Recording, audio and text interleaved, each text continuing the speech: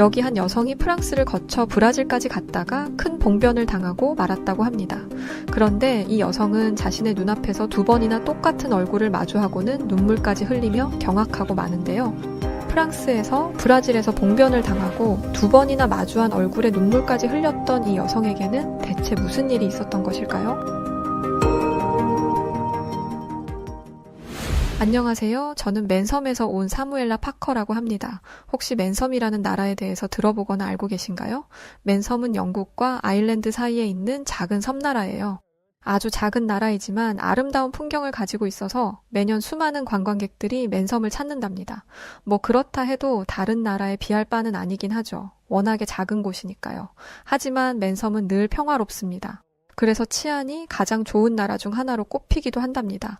제 부모님은 맨섬에서 양농장을 하세요. 작은 맨섬에서도 구석진 시골에 있는지라 남들은 아무것도 아닌 것처럼 볼 수 있지만 부모님의 농장은 맨섬에서 가장 큰 농장 중 하나인지라 저희 집은 꽤 부유한 편에 속합니다. 그래서 부족함 없이 자랐어요.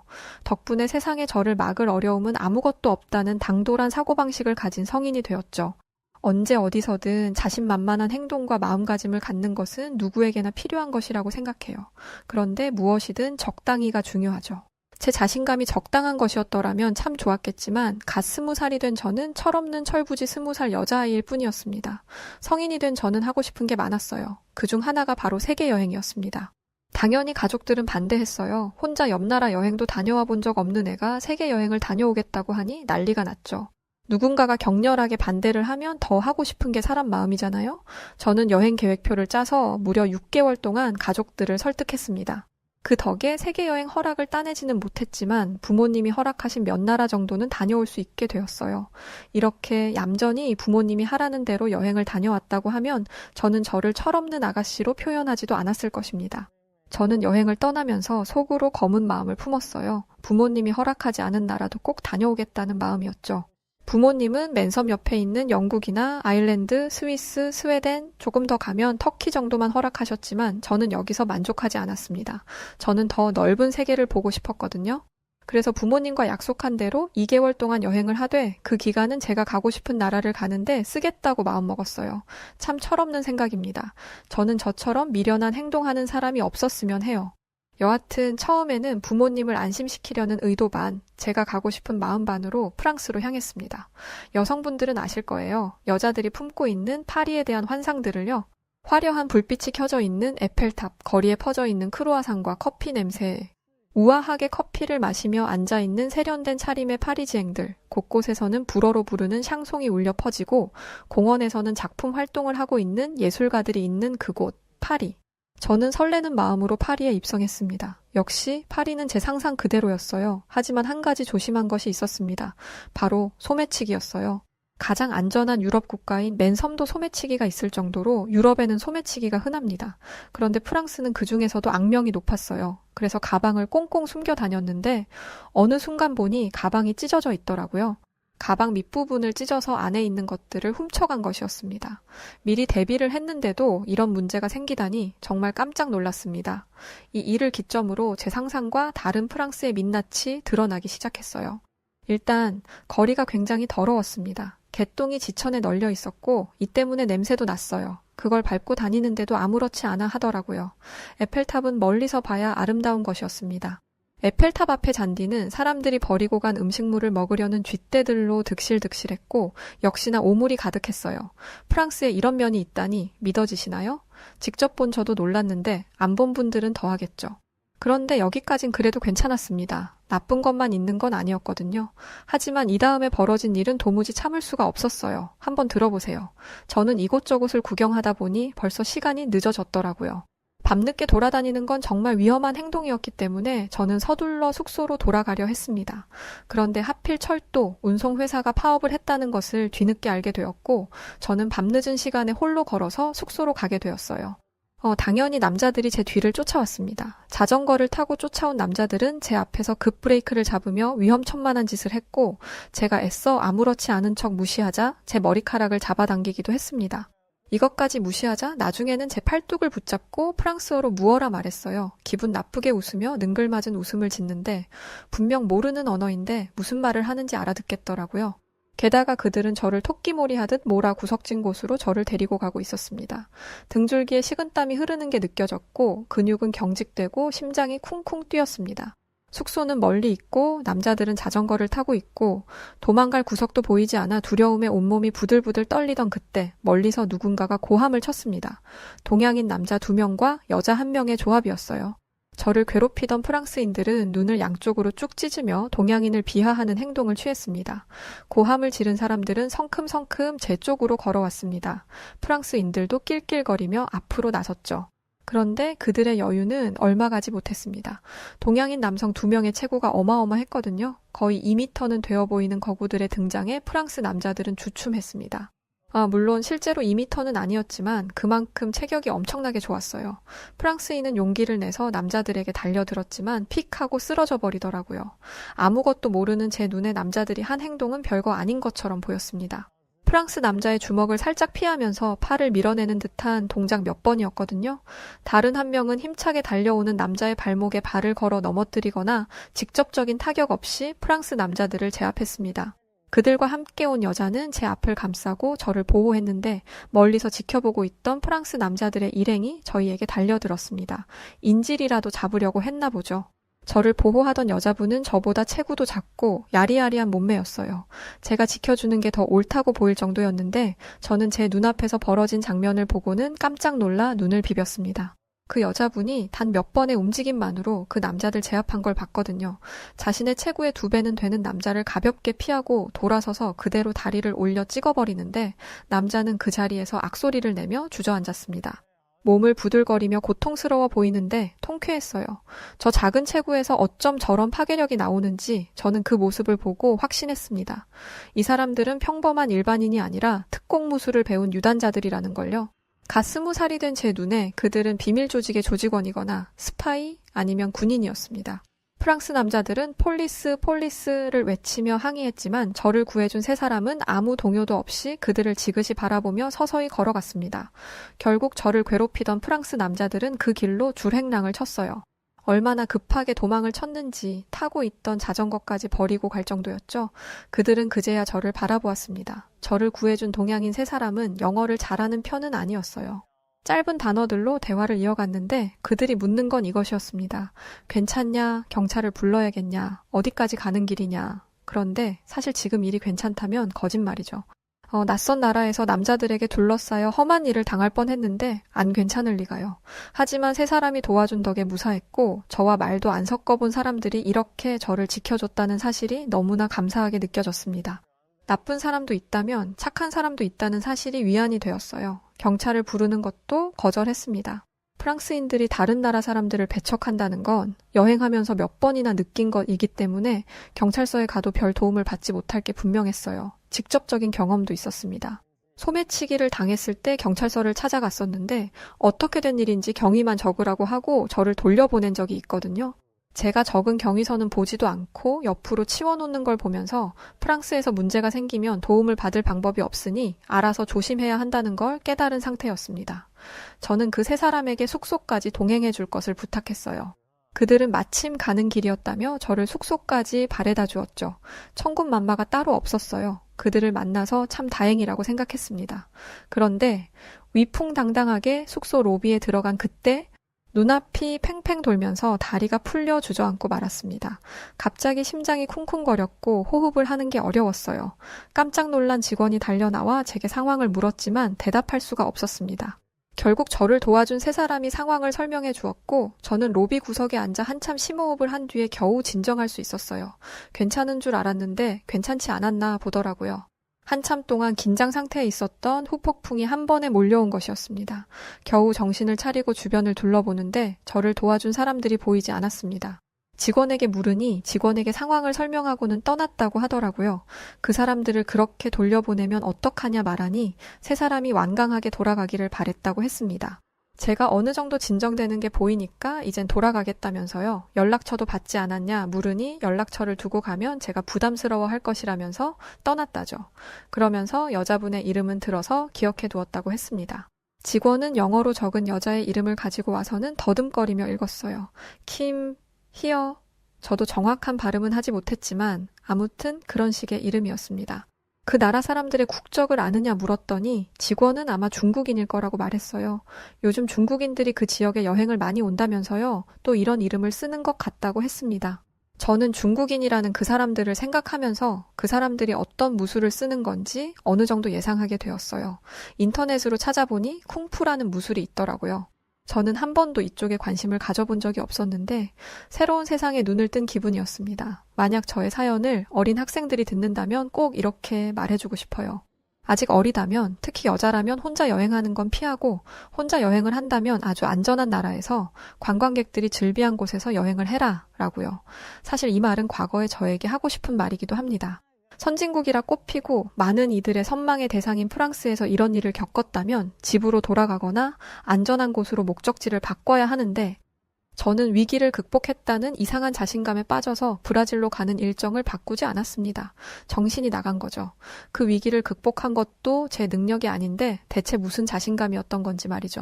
브라질에 도착한 그날 비행기에서 내려 도심으로 가는데 그 순간부터 싸하더라고요. 여행을 하면서 길러왔던 위기감지 능력이 발동되는 순간이었습니다. 하지만 저는 아직 외곽인이 이런 것이고 도심으로 가면 그러지 않을 것이다 라고 스스로를 안심시키려고 했어요. 그런데 도심을 들어갔는데도 마찬가지였습니다. 가장 놀랐던 건 모든 가게에 쇠창살이 있다는 것이었어요. 가게에 들어가면 계산을 하는 직원이 있는 곳이 막혀 있더라고요. 쇠창살로 되어 있고 아크릴판 같은 걸로 벽이 쳐져 있었는데 알고 보니 그건 방탄 소재였습니다. 그곳은 딱히 위험하다 지정된 곳도 아니었어요. 관광객들도 많이 다닌다는 곳이었고 수도 한복판이었습니다. 방금 도착한 브라질에서 위기감을 느낀다는 건 썩 반가운 기분이 아니었기 때문에 저는 애써 불안한 감정을 억누르고 숙소로 향했습니다. 처음에 봤던 무서운 분위기도 며칠 지내다 보니 익숙해지더라고요. 싸우는 사람도 한 명 본 적 없었고 노숙자들도 생각보다 적었다 보니 그랬던 것 같습니다. 물론 프랑스에서 여행을 하면서 얻은 노하우도 도움이 되었던 것 같아요. 첫 번째, 비싼 옷, 액세서리, 가방 등을 착용하지 않는다. 두 번째, 밝은 곳만 다닌다. 세 번째, 돈은 필요한 만큼만 들고 다닌다. 네 번째, 숙소는 가장 번화한 곳에 잡는다. 그런데 아쉽게도 저는 네 번째를 제대로 지키지는 못했어요. 여행 예산은 고급 호텔에 맞춰서 짠 것이 아니었기 때문에 돈이 모자랐거든요. 프랑스에서도 숙소를 옮기느라 부모님이 용돈으로 주신 돈도 다 써버렸고 수중에 남은 것은 제가 가져온 돈이었는데 숙소를 바꾸게 되면 여행하는 동안 국어를 해야 할 판이었어요. 그렇다고 연락도 못했습니다. 몰래 온 것이었으니까요. 그래도 기존에 있던 숙소보다는 살짝 더 도심에 있는 숙소를 잡을 수 있게 되었습니다. 이렇게 지내보니 브라질도 뭐 별거 없더라고요. 그런데 저는 끝까지 긴장의 끈을 놓지 말았어야 했습니다. 어느 정도 지내다 보니 도심에서는 마음을 놓고 지내게 되더라고요. 조금씩 멋을 부리게 되었고 버스도 치안이 좋지 않아 타지 않는 것이 좋은데 택시비를 아끼겠다고 버스를 종종 타게 되었고 오토바이가 가까이 오면 무조건 벽 쪽으로 찰싹 붙어야 했는데 이것도 슬슬 설렁설렁하게 됐습니다. 또 한 번 강조하지만 여행에 가서는 절대 이래서는 안 됩니다. 아니 아예 혼자서는 이런 곳에 여행을 가지 마세요. 이렇게 지내다 보니 저도 모르는 사이에 노숙자들의 타깃이 되었나 보더라고요. 이제 여행 마치고 맨섬으로 돌아가려고 택시를 불러 기다리고 있는데 노숙자 한 명이 저에게 다가왔어요. 돈을 달라고 구걸하는 거였는데 이런 사람들은 무시하는 게 답이라 하여 아무 말하지 않고 핸드폰만 보고 있었습니다. 또 주변에 사람들이 조금 있었거든요. 설마 사람들도 있는 대낮에 무슨 일이 생기겠어? 라고 안일하게 생각했습니다. 그런데 노숙자는 제가 반응이 없자 제 핸드폰을 툭 하고 쳐버렸어요. 손에 들려있던 핸드폰은 맥없이 바닥으로 툭 떨어졌고 노숙자는 순식간에 제 핸드폰을 들고 갔습니다. 당황하며 내놓으라고 소리치자 옆에서 노숙자들 2명이 더 나타났어요. 그 사람들은 갑자기 달려들어서 제 캐리어 1개와 제가 메고 있던 가방을 가져가려고 했습니다. 깡마른 노숙자들이었지만 남자들인지라 저보다 완력이 셌고 저는 꼼짝없이 짐을 빼앗기게 생겼어요. 캐리어는 이미 그들의 손에 넘어간 지 오래였고 저는 가방을 품에 안은 채 웅크려 그들에게서 벗어나려고 했습니다. 그런데 꼭 감은 눈을 겨우 떠보니 주변 사람들이 보였어요. 저는 힘차게 헬프미 헬프미라고 외쳤습니다. 하지만 그 사람들은 제 말을 들은 채 만체했어요. 저와 눈이 마주친 사람은 제 눈을 피하기까지 했습니다. 그런데 그때 동양인이 보였는데요. 저는 프랑스에서 중국인에게 도움을 받은 경험이 있었기 때문에 그 사람들이 도와줄 거라고 생각했습니다. 그런데 그 사람마저도 저를 무시했어요. 끝까지 조심할 걸 왜 안일하게 생각했을까? 스스로를 원망하고 후회하고 있던 그때 어디선가 고함 소리가 들려왔습니다. 순간 프랑스에서의 일이 생각났어요. 순식간에 저를 둘러싸고 있던 노숙자 3명이 저에게서 떨어졌고 누군가가 저를 일으켜 세웠습니다. 한 어린 남자아이였는데 그 아이는 걱정스러운 모습으로 저를 보고 있었어요. 제 앞에는 동양인 남자 2명이 서 있었는데 노숙자들은 건장한 청년들의 모습을 보고 주춤했습니다. 남자가 가방을 내놓으라 손짓하자 노숙자들은 제 캐리어를 들고 도망치려고 했습니다. 그런데 남자가 얼마나 재빠른지 노숙자는 몇 걸음 떼지도 못하고 붙잡혔어요. 누군가가 도와준다는 안도감과 공포가 엄습해오던 그때 한 노숙자가 다른 남자에게 달려들었습니다. 그 노숙자의 품에는 반짝이는 무언가가 있었어요. 칼이었습니다. 한 번씩 이런 일이 일어난다고는 하지만 그건 저와 별개의 일이라고 생각했어요. 외국인들을 건드리는 일들은 흔치 않고 여기는 어쨌든 도심에 포함되는 곳이었으니까요. 그런데 이런 일이 일어나다니 저는 그 자리에서 비명을 지르고 말았습니다. 저를 도우려다 사람이 다치다니 끔찍한 생각이 순식간에 머리를 휘저었죠. 그런데 그 동양인 어린 청년은 칼을 들고 달려드는 남자를 가볍게 회피했습니다. 캐리어를 들고 도망가는 노숙자를 붙잡았던 남자도 합세해서 칼을 든 남자를 제압했죠. 그 사이에 저와 있던 앳된 남자아이는 경찰을 불렀습니다. 그런데 문제가 생겼어요. 칼을 든 남자를 상대하는 도중에 다른 노숙자들이 제 캐리어와 짐을 다 가져갔던 것입니다. 당연히 핸드폰은 박살이 나 있었죠. 눈앞이 캄캄했습니다. 그런데 그 와중에 제 눈을 뜨게 한 한 가지가 있었어요. 한 남자는 제게 자신의 외투를 벗어주었는데 그 남자는 옷 안에 하얀색 도복 같은 걸 입고 있었습니다. 저는 순간 외쳤어요. 당신 쿵푸를 하는 사람이군요. 그 남자는 유창한 영어를 구사했는데 제게 지금 쿵푸라고 했냐라고 물었습니다. 저는 쿵푸를 하는 중국인에게 도움을 받은 적이 있다고 말했어요. 남자는 단호한 목소리로 우리는 쿵푸를 하는 사람이 아니고 중국인도 아니다. 한국의 전통 무술 태권도를 하는 사람들이다 라고 말했습니다. 태권도 언젠가 한번 들어본 적 있는 무술이었어요. 그 사람들은 태권도 시범단 자격으로 브라질에 방문한 사람들이었습니다. 민간인을 상대하는 건 해서는 안 되는 일이지만 브라질의 치안이 너무 안 좋다 보니 개입하게 되었다고 하더라고요. 과한 대처는 하지 않았으니 문제 없을 거라고도 말했습니다. 저는 감격했어요. 아시아에 이렇게 훌륭한 사람들이 많다니 제가 여행을 해야 하는 곳은 유럽과 아메리카 대륙이 아니라 중국과 한국이어야 했습니다. 그런데 곧장 현실적인 두려움이 닥쳐왔어요. 저에게는 남은 게 없었으니까요. 브라질 경찰도 도움이 되지 않았습니다. 노숙자들은 자기들도 어찌할 방법이 없으니 대사관에 가서 도움을 청하든 알아서 하라고 하고는 가버리더라고요. 브라질의 치안은 들어서 알고 있지만 이 정도일 거라고는 상상도 못했습니다. 그때 제게 손을 내밀어준 사람들이 바로 한국인들이었어요. 그 사람들은 저를 데리고 자신들이 머무는 곳에 갔고 그곳에서 가족들과 통화를 할 수 있었습니다. 당연히 난리가 났고 가족들은 한국인들을 통해 돈을 보내주셨어요. 생판 모르는 외국인에게 돈을 보내도 되는지 걱정하셨지만 저를 위해서 칼 들고 달려드는 사람도 상대해준 사람들을 못 믿으면 누굴 믿겠어요. 저는 그 사람들에게 고개 숙여 감사 인사를 전했습니다. 이번에는 이름과 연락할 수 있는 이메일 등을 받았어요. 꼭 답례를 하고 싶었거든요. 친절한 한국인들은 출국할 때까지 머물 곳을 마련해 주기까지 했어요. 브라질에서 숙소를 제공받았는데 방이 남는다고 하더라고요. 하지만 저는 모두 보았습니다. 남자 선수들 몇 명이 다른 선수들의 방으로 짐을 옮기는걸요. 저를 배려하려고 방을 하나 만들어준 것이었어요. 저는 그곳에서 지내며 프랑스에서 저를 도와준 사람들에 대해 알려주었습니다. 모두가 참 다행이라고 얘기를 하던 그때 저는 프랑스 직원에게서 받았던 은인의 이름이 적힌 쪽지가 뒷주머니에 있다는 것을 기억해냈습니다. 그걸 보여주니 선수들은 한치의 머뭇거림도 없이 김희영이라며 그 이름을 읽었어요. 그 한국인은 중국인이 아닌 것 같다고 말하더군요. 김희영이라는 이름은 한국의 이름이라고 말이죠. 분명 호텔 직원은 중국 사람 같다고 했는데 알고 보니 그 사람들이 한국인이었던 겁니다. 요즘 프랑스에서 한국인 사람인 척하는 중국인들이 많이 유입되다 보니까 겉으로 보기 비슷한 한국 사람과 중국 사람을 구별하지 못하는 사람들이 많았거든요. 그런데 깜짝 놀랄 일은 이게 전부가 아니었어요. 돌아가기 전날 새벽에 저는 한국인 태권도 선수들과 모여 이런저런 이야기를 하고 있었습니다. 그들은 친절했고 좋은 사람들이었어요. 그런데 그때 누군가가 로비로 들어왔습니다. 저는 그 사람의 얼굴을 보고 기절할 뻔했습니다. 모두가 두 팔 들어 반긴 그 사람은 바로 프랑스에서 저를 도와주었던 그 여자분이었습니다. 우연이 있어도 어떻게 이런 우연이 있을 수 있는 걸까요? 저는 그녀의 모습을 보고 정말 이 상황이 믿어지지가 않았었어요. 어떻게 이런 일이 생길 수 있는 걸까요? 정말 믿기 힘들었습니다. 프랑스에서 절 구해줬던 그녀, 김희영 씨도 저를 알아본 모양이었습니다. 알고 보니 김희영 씨 일행도 태권도 시범단이었는데 프랑스, 영국에서 일정을 마치고 브라질로 넘어온 것이었어요. 세상에 이런 우연이 있다니 저는 감격의 눈물을 흘리고 말았습니다. 또 한국인에게서 그것도 태권도 시범단의 마스터들에게 똑같은 도움을 받았음에 놀라워했어요. 정말 고맙다고 겹겹이 감사 인사를 하자 저의 사랑스러운 한국 친구들은 무도는 남을 지킬 때 비로소 완성되는 것이라며 자신들의 무도를 완성시켜준 제게 감사하다면서 오히려 제게 감사 인사를 했습니다. 그들은 태권도의 진심이었어요. 또 선조들이 발전시켜온 무술에 엄청난 자부심을 가지고 있었습니다. 그들이 시범을 하는 모습을 봤는데 정말 놀랍더라고요. 공중제비를 돌고 송판을 놀라운 스피드로 부수고 발차기가 그 정도의 파괴력을 내다니 알고 보니 전 세계의 무술을 통틀어서 태권도의 발차기가 가장 강하더라고요. 이제 돌아가는 날, 저는 눈물을 흘리며 그들에게 작별을 고했습니다. 한 사람 한 사람의 이름을 부르며 꼭 이 은혜를 갚겠다고 약속했어요.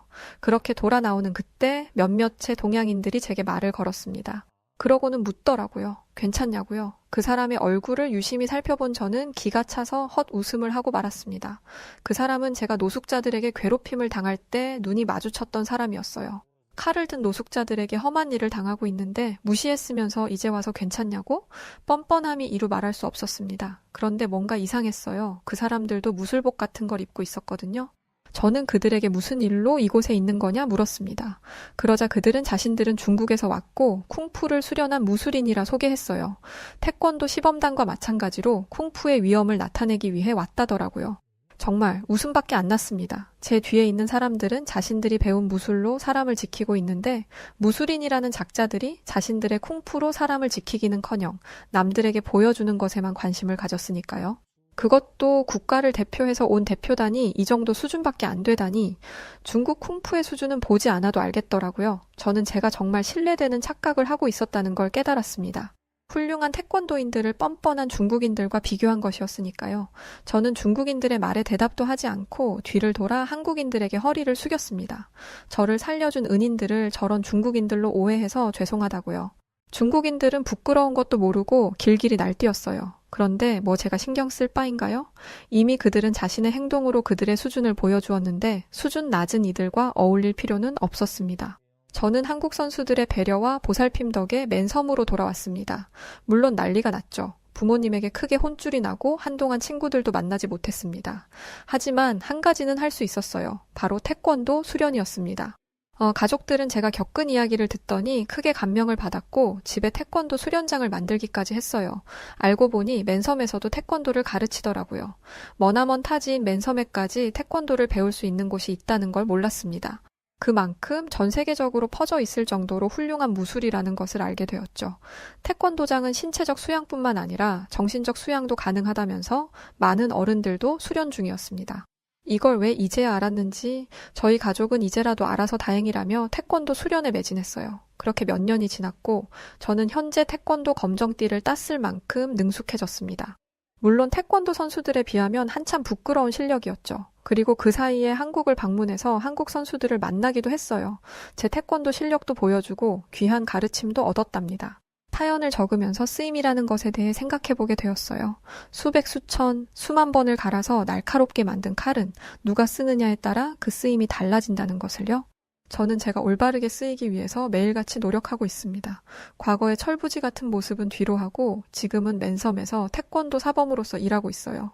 하지만 언젠가는 지금 하고 있는 태권도 사범을 그만두고 가업을 물려받아야 하겠지만 지금 저는 제 삶에 너무나 만족하고 있습니다. 제게 새로운 인생을 열어주고 삶의 방향을 잡아준 한국의 태권도인들에게 정말 감사합니다. 언젠간 다시 또 만나길 바라고 저의 두 번째 나라와 같은 한국의 모든 분들 부디 건강하시길 바라면서 펜을 놓습니다. 네, 오늘 사연은 여기까지입니다. 정말 파란만장했던 여행기 같아요. 한국인들을 프랑스에서 브라질에서 이렇게 만나는 것도 정말 드물고 힘든 일일 텐데 읽으면서도 엄청 신기했네요. 여하튼 정말 생소한 나라 맨섬이라는 곳에서 혼자 여행을 갔다가 봉변당할 뻔한 일들을 두 번이나 한국인들을 만나 도움을 받게 되었고 이제는 태권도 사범까지 한다던 사무엘라 파커 씨의 에피소드를 담은 사연이었습니다.